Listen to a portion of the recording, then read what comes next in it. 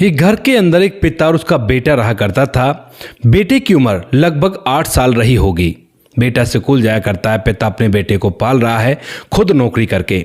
घर जो कि उत्तर प्रदेश के कानपुर में था और जो पिता होता है उसका नाम होता है दिनेश। दिनेश जो कि अपने बेटे गौरव के साथ रहा करता है, जो कि 8 साल की उसकी उम्र है। अक्सर रात के समय जो पिता है खुद ही दरवाजे खिड़कियां अच्छी तरह से बंद किया करता अपने बच्चे को सोवाने के बाद। और ऐसे एक दिन की बात होती है जब शाम के समय जो पिता दिनेश होता है वह अपने बच्चे को उसके बिस्तर में सुलाने के बाद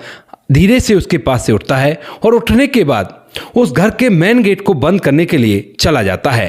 लेकिन जैसे ही रात के समय वो मेन गेट को बंद करता है तो रोड के दूसरी तरफ यानी कि उनके घर के सामने जो सड़क थी तो सड़क के दूसरी तरफ एक महिला खड़ी हुई थी जिसने साधारण से कपड़े पहन रखे थे और शायद उसने अपने चेहरे को दुपट्टे से कवर कर रखा था।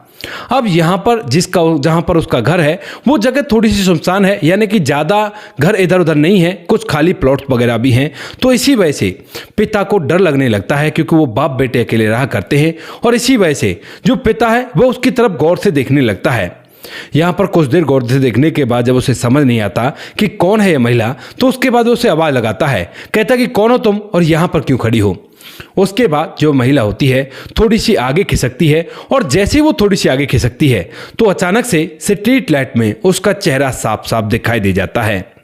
यहाँ पर जो पिता होता है दिनेश, वह एकदम से जब उसका चेहरा देखता है तो यहाँ से 5 साल पहले की कुछ बातें उसके दिमाग में घूमने लगती हैं, जिन बातों को सोचकर वह पूरी तरह से हैरान हो जाता है क्योंकि सामने जो महिला खड़ी हुई थी वह और कोई नहीं उसकी तलाकशुदा पत्नी है जिसने आज से 5 साल पहले उसे तलाक दे दिया था और वह उससे दूर चली गई थी ये कहकर कि तुम्हारे पास तो वही घिसी पिटी लाइफ है और मैं इसे कैसे जीऊं भला।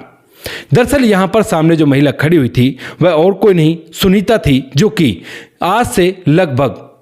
10 साल पहले दोनों की शादी हुई थी और शादी होने के बाद दोनों अपने जीवन को खुशी खुशी इसी घर के अंदर व्यतीत कर रहे थे।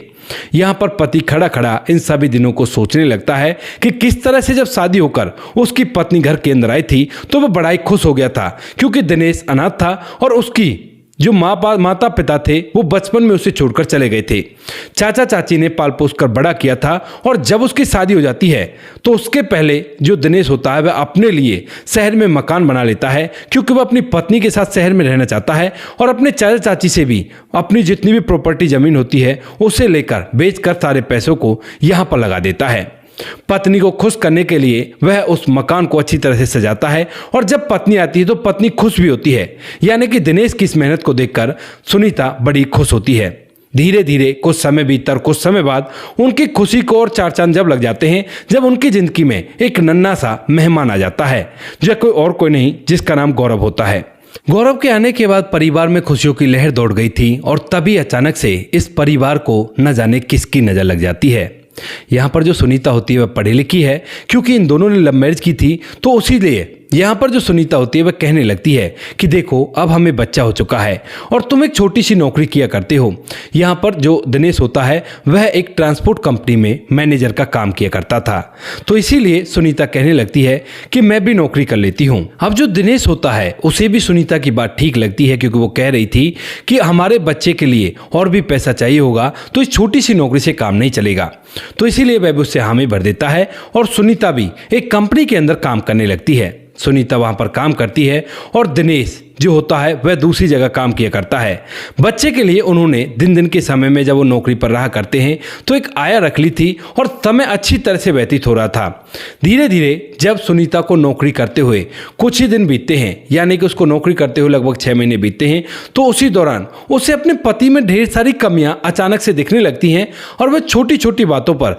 अपने पति दिनेश को बताने लगती है कि तुम ऐसा कर रहे हो, ऐसा नहीं करना चाहिए, ऐसे रहना चाहिए, तुम छोटी छोटी बातों में ये किया करते हो। अब जो पति दिनेश होता है वह पहले तो इन बातों को इग्नोर करता है, सोचता है कि ऐसे ही होगा कुछ भी, लेकिन उसके बाद जब बार बार ये बातें होने लगती हैं और छोटी छोटी बातों को लेकर उसकी पत्नी सुनीता उसे खरी खोटी सुनाने लगती है, तो इसके बाद जो पति दिनेश होता है वह उससे पूछ लेता है एक दिन शाम के समय कि आखिर बात क्या है, तुम छोटी छोटी बातों पर इतनी चिढ़ा कैसे करती हो। तो यहाँ पर जो पत्नी होती है वो कहने लगती है कि कब तक हम लोग ऐसे जीते रहेंगे। पति जो होता है वो कहने लगता है कि क्यों, हमारे जीने में क्या दिक्कत है। तो वो कहने लगती है कि हमारे पास अपनी गाड़ी नहीं है, हम लोग इस छोटे से घर के अंदर रहा करते हैं, कहीं पार्टी में अगर जाना हो तो हमारा बजट खराब हो जाता है, तो ऐसे ज़िंदगी कब तक व्यतीत होगी। मुझे भी बड़ी बड़ी गाड़ियों में घूमना है, जहाँ मन किया वहाँ पार्टी करनी है, और जब मन किया जब छुट्टी कर सकते हैं, मुझे ऐसे नहीं जीना। अब इस बात को सुनकर जो दिनेश होता है वो कहता है कि मैंने कहा था कि तुमसे नौकरी करने के लिए, तुम अगर घर पर रहती तो भी हमारा काम चल रहा था, और अब तुम नौकरी कर रही हो तो मैंने भी तुम्हारा साथ दिया, और उसके बाद भी घर का काम ही चल रहा है। और ये तो ज़िंदगी है, ज़िंदगी में ऐसा ही हुआ करता है। बड़े बड़े जो पैसे वाले हैं उनसे भी पूछ लो, उन्हें भी काम करना पड़ता है और उसके बाद ही उनका जीवन व्यतीत हुआ करता है। हम लोग 10 रुपये कमाएं या 10,000 रुपये कमाएं, पूरा तो वही खर्चा होना है। इस बात को सुनकर जो सुनीता होती है वो कहने लगती है कि तुम्हारे ऊपर तो वही बातें हैं, ये नहीं है कि मैं अपनी कमाई को बढ़ाऊंगा ताकि हम लोग एक अच्छी जिंदगी जी सके, हमारा बच्चा भी है, ये कैसे जिंदगी को जिएगा। ऐसा कहकर वह उससे झगड़ा करके अपने कमरे में चली जाती है। और इसके बाद दिनेश जो होता है वह मन ही मन इस बारे में सोचने लगता है। सोचता है कि जब से ये कमाने लगी है तब से ये दिक्कत हुई है, और इसी वजह से जैसे दूसरा दिन होता है तो दूसरे दिन सुबह सुबह जो दिनेश होता है अपनी पत्नी से कहने लगता है कि देखो सुनीता, अगर तुम्हें काम करने में कोई परेशानी है तो तुम आराम से घर पर रहो, मैं चाहे जैसे भी करूं लेकिन अपने घर का गुजारा तो कर ही लेता हूं, और तुम चिंता मत करो, कुछ ना कुछ आगे और भी हो जाएगा। लेकिन इस बात को सुनने के बाद जो सुनीता होती है वो एकदम से उस पर चिल्लाने लगती है, कहती कि कैसे हो जाएगा, मैं भी ये नौकरी छोड़ देती हूँ, और उसके बाद फिर तो हम और भी कम लेवल पर चले जाएंगे, हमारे पास कुछ भी नहीं रहेगा। अब जैसे ये बात वह अपनी पत्नी के मुंह से सुनता है तो समझ जाता है कि जो मैं सोच रहा था वैसा तो कुछ है ही नहीं, बात कुछ ना कुछ और है। इसी वजह से वह एकदम से अपनी पत्नी से कहने लगता है, देखो सुनीता, मैंने तुमसे प्यार किया है और तुम्हारे लिए सब कुछ करने की कोशिश की है, तो इतना हक तो मेरा बनता है कि जो भी बात है तुम मुझे साफ साफ बता दो। सुनीता एकदम से उसकी तरफ देखती रहती है, लेकिन तभी अचानक से जो दिनेश होता है वो कहता है, देखो मैं बिल्कुल भी बुरा नहीं मानूंगा, जो भी तुम्हारे दिल में है वो सारी बातें मुझे बता दो, और कोई भी लड़ाई झगड़ा करने की जरूरत नहीं है, मैं तुमसे वादा करता हूं कि तुम्हारी हर बात को समझने की कोशिश करूंगा। इस बात को सुनकर जो सुनीता है वो एकदम से कहने लगती है कि दिनेश, मैं ना अपने बॉस से प्यार करने लगी हूं। अब इस बात को सुनकर जो दिनेश होता है वह पूरी तरह से हैरान हो जाता है कि जिस लड़की ने कभी उससे प्यार की थी वह लड़की अपने बॉस से प्यार करने लगी है, इसका मतलब क्या है। वह उसकी तरफ देखता ही रह जाता है, लेकिन सुनीता सारी बातें उसके सामने खोल देती है। कहती है कि मेरे बॉस के पास अच्छा खासा रुपया पैसा है और वह मुझे संसार की सारी खुशियां देने की बात कर रहा था, लेकिन उसके लिए मुझे तुम्हें छोड़ना होगा। अब इस बात को सुनकर जो दिनेश होता है वो कहने लगता है कि सुनीता, देखो ये ठीक बात नहीं है, तुम्हारा बॉस कल को तुम्हें धोखा दे दिया तो फिर क्या करोगे। तो वो कहने लगती है कि नहीं दिनेश, वो धोखा नहीं देगा। इस बात को सुनकर दिनेश के पैरों तले से जमीन खिसक जाती है कि वो पत्नी जिससे उसने प्यार करके शादी की थी वह पत्नी अब किसी और की हो चुकी है। उसके बाद वह कहता है कि मुझे 1-2 दिन का टाइम दो, और उसके बाद जब उसे टाइम मिल जाता है यानी कि 2 से 3 दिन बीत जाते हैं, तो अब तक दिनेश फैसला कर चुका था कि जैसा पत्नी चाह रही है वैसा ही वो कर देगा। उसके बाद एक दिन शाम के समय जब उसकी पत्नी आती है तो जो दिनेश होता है वो कहता है कि सुनीता, तुम अपने लिए आज़ाद हो, तुम कहीं भी जा सकती हो और कुछ भी कर सकती हो। सुनीता जो होती है वो कहती है कि तुम्हारा बहुत बहुत धन्यवाद अगर तुम मुझे आज़ाद छोड़ रहे हो तो, लेकिन बच्चे को भी तुम्हें अपने पास ही रखना होगा, मैं बच्चे को अपने पास नहीं रख सकती। इस बात को सुनकर जो दिनेश होता है वो कहता है कि ठीक है, तो ऐसा करो, डिवोर्स के पेपर बनवा लो और उसके बाद बच्चे को मैं अपने पास ही रखूंगा, क्योंकि बड़ा होकर अगर ये पूछेगा कि मेरी माँ कहाँ चली गई तो कम से कम इसे पेपर तो दिखा दूंगा। इसके बाद सुनीता बिल्कुल भी नहीं सोचती है और कहती है कि ठीक है, 2-4 महीने में ये भी इंतजाम हो जाएगा। धीरे धीरे 2-4 महीने बीतते हैं। उसके बाद वह डिवोर्स के पेपर बनवा कर उसे दे देती है और यहाँ से सुनीता और दिनेश दोनों के दोनों अलग अलग सफर तय करने लगते हैं। दिनेश जो होता है वह अपने बच्चे के लिए जीने लगता है, क्योंकि स्टार्टिंग में तो उसे बहुत बुरा लगता है। कई बार वह सोचता है कि अपने आप को इस दुनिया से विदा कर लेता हूँ, लेकिन जब अपने बच्चे की तरफ देखता है तो उसे लगता है कि देखो इस बच्चे का क्या दोष है, अपने बच्चे को पालूंगा, पोसूंगा और बड़ा करूंगा। ऐसा सोचकर दिनेश अपने बच्चे के लिए जीता है। उस आया को काम पर लगाए रखता है। दिन के समय में जब वह नौकरी पर रहा करता तो वह आया उसके काम को संभाला करती, यानी कि बच्चे को संभाला करती, और उसके बाद खुद अपने बच्चे की देखरेख किया करता है। धीरे धीरे समय बीतते और समय के साथ साथ बच्चा भी बड़े होने लगता है, और बड़ा होने के साथ साथ वह कई बार पूछता है अपने पिता से मम्मी के बारे में। तो यहाँ पर जो पिता है वह कह देता है कि बेटा तुम्हारी मम्मी हमें छोड़कर जा चुकी है।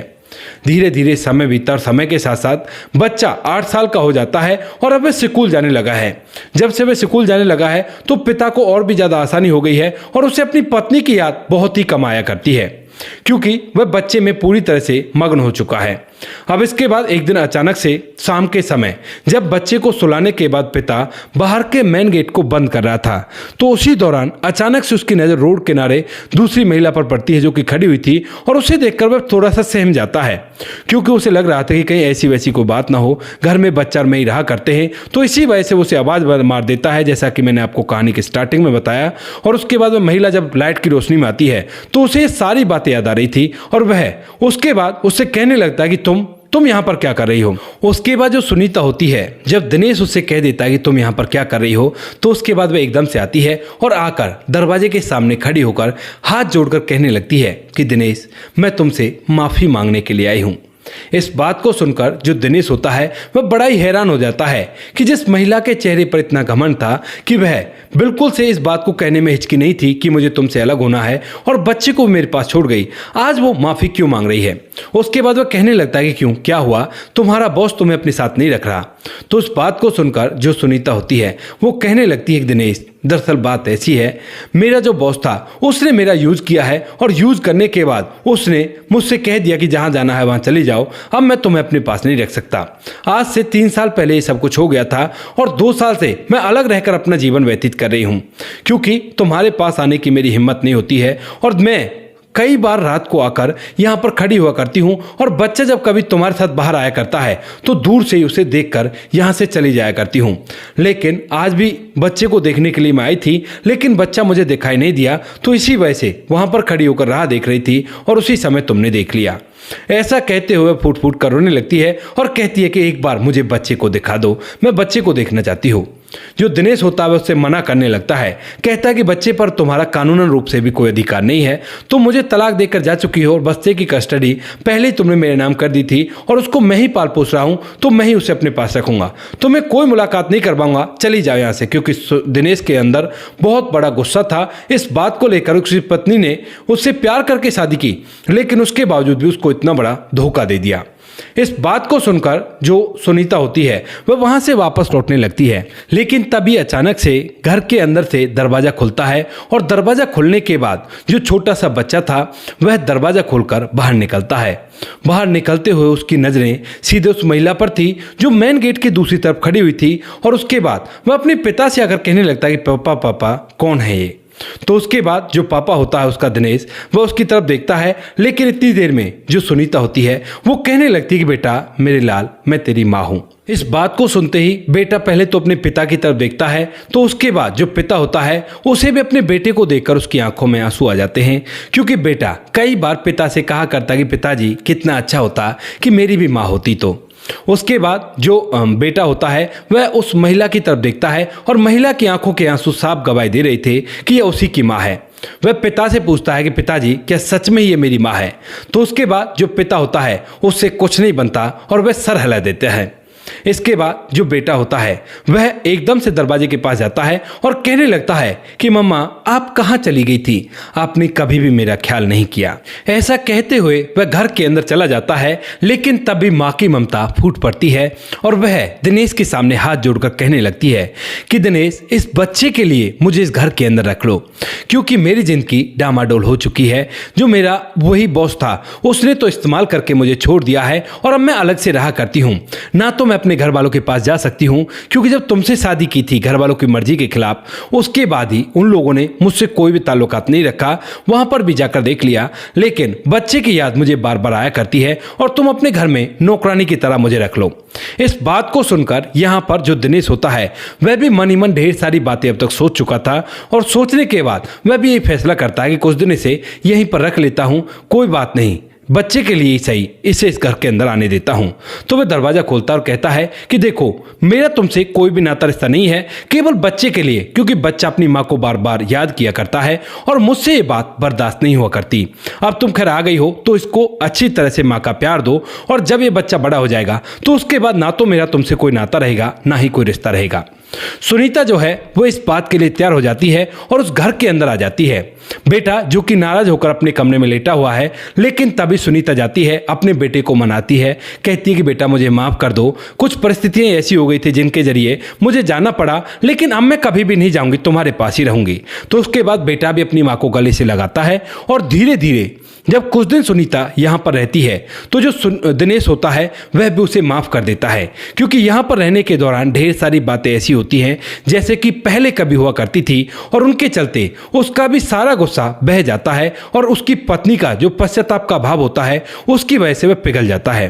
फिलहाल के समय में सुनीता और जो दिनेश है वो दोनों एक साथ रहा करते हैं, उनका बच्चा भी उनके साथ रहा करता है और कोई भी कैसी भी दिक्कत नहीं है। तो दोस्तों ये थी आज की कहानी। आपको जैसी भी लगी हो कमेंट सेक्शन में बता देना। वीडियो अगर अच्छी लगी हो तो वीडियो को लाइक और चैनल को सब्सक्राइब जरूर करें, ताकि हमें थोड़ा सा हौसला मिल सके आप लोगों के लिए ऐसी अच्छी वीडियो बनाने के लिए। इन कहानियों को सुनाने का उद्देश्य किसी को परेशान करना बिल्कुल भी नहीं है। ये कहानी आपको इसलिए सुनाई जाती है ताकि आप लोग इन कहानियों में से कुछ ना कुछ सीख सको और अपने जीवन में उस चीज़ को अप्लाई कर सको। अब बारी आती है हमारे एक प्यारे सब्सक्राइबर की, जिनकी बेटी सौम्या का आज 11वां जन्मदिन है। तो बेटी सौम्या को जन्मदिन की ढेर सारी शुभकामनाएं। और हमारे सब्सक्राइबर का नाम है अनिल साख्या जी, जिनकी पत्नी का नाम चंदा है, जो कि फरीदाबाद हरियाणा के अंदर रहकर अपने जीवन को व्यतीत कर रहे हैं और हमारी हर वीडियो को अपना प्यार दिया करते हैं। तो बेटी सौम्या, आपकी उम्र बहुत लंबी हो और आप इसी तरह से हंसती खिलखिलाती रहे, यही कामना हम लोग करते हैं। तो आप सभी लोग भी सौम्या को जन्मदिन की बधाई दीजिए। बाकी मिलते हैं किसी नेक्स्ट वीडियो नए टॉपिक के साथ, तब तक के लिए जय हिंद, जय भारत, जय हिंदुस्तान।